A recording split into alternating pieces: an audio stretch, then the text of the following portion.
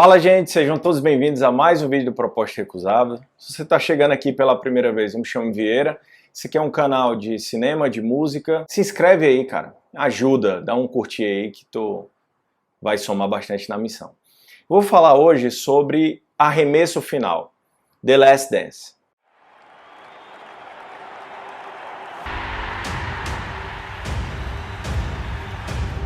Michael Jordan and the Bulls.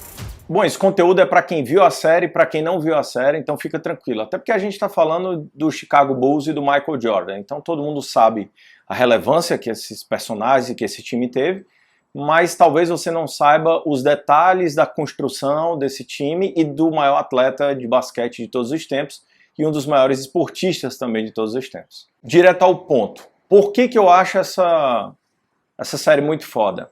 É porque ela te causa emoções. Eu falei num vídeo agora recentemente sobre Um Lugar Silencioso, parte 2, que ele é um filme experiência. Então, essa série, ela manipula muito bem a trilha sonora daquele rap dos anos 80, 90, junto com a tensão dos jogos. Então, eu particularmente não sou um fã de basquete, né? Eu não sei se você é, mas eu não sou fã de basquete, nunca acompanhei nada. E você fica muito temeroso antes dos jogos, você fica com aquela tensão, você se emociona, você sofre com ele, né? Para quem não sabe, o Jordan ele passou 7 anos perdendo até o momento que ele teve a primeira glória dele. Então, as glórias que ele tinha eram individuais. Então, você sofre com ele. Tem um quê de drama também puxado um pouco para a vida pessoal do Michael Jordan. Então, isso é muito foda. E o natural de qualquer série é você fazer uma construção cronológica, né? E essa série especificamente, ela faz o contrário. O nome da série é The Last Dance, que é o nome que o Phil Jackson, que é o treinador do Chicago Bulls, deu para esse último ano que eles iriam jogar juntos, ele, enfim, treinar o time.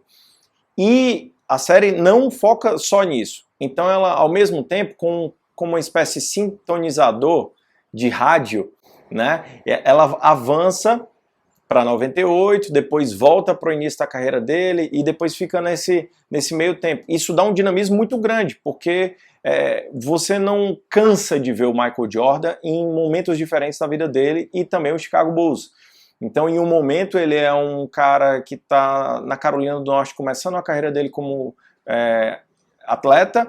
No outro, ele está sofrendo a pressão porque ele é viciado em jogo, ele curte muito jogo e a mídia está em cima dele, tem um drama também relacionado ao pai. Ou seja, o dinamismo é muito grande porque são momentos diferentes sendo manipulados ao mesmo tempo. Então, no mesmo episódio, a gente atravessa esses anos o tempo todo. Outra coisa que é a grande diferença de uma série para um filme é que você tem mais tempo para trabalhar. E mais tempo para trabalhar, inclusive, os atores coadjuvantes. E aqui, por se tratar de um esporte coletivo, isso é muito bem abordado, né? Então, eles trabalham Dennis Rodman, o Scott Pippen, o próprio Phil Jackson, o Jerry Krause, eu acho que é assim que se fala, que é meio que o manager do Chicago Bulls, ele que forma os times, ele assume um papel, inclusive, de vilania, né?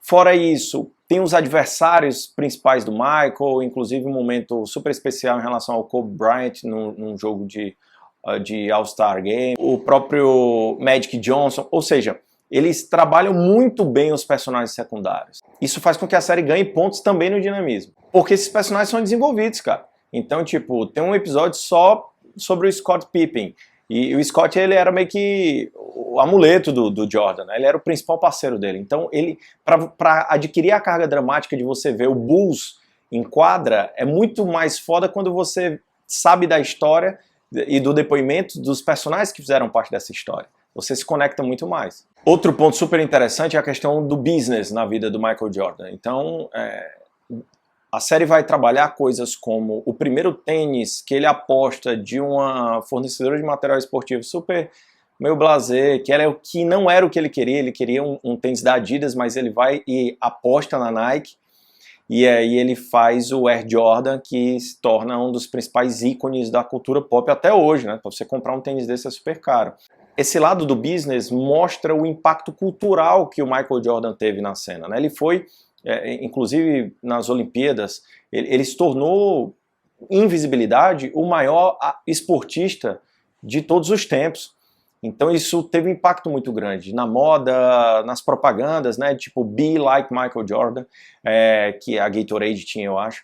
Então ele, inclusive, culminou no filme, né, cara, no Space Jam, que eu acho que é de 1996, e foi um clássico instantâneo, né, aquela música I Believe I Can Fly também foi feita para esse filme. O disco desse filme, por exemplo, ganhou vários discos de platina.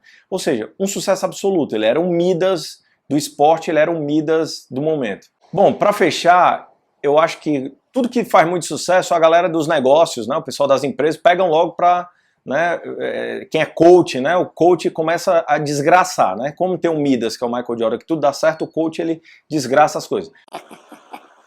A verdade é que muita gente do mundo dos negócios passou a usar essa série também como um apelo para a formação de times, para a liderança, que de fato existe e é muito forte.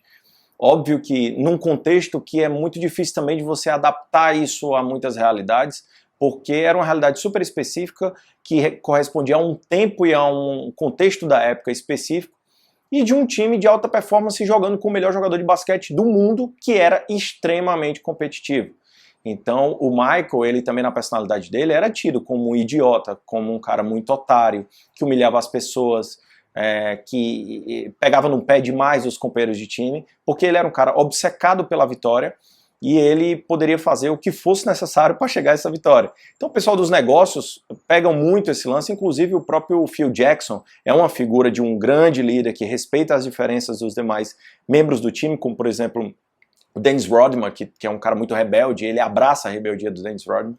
Então muita gente usa isso também nesse intuito, que eu acho que tem muito material para isso. Se você trabalha com alguma coisa, cara, tu vai achar elementos aqui nessa série que tu pode aplicar para a tua vida. Eu acho que o Michael Jordan, ele levou o peso nas costas de ser ícone e exemplo para todo mundo.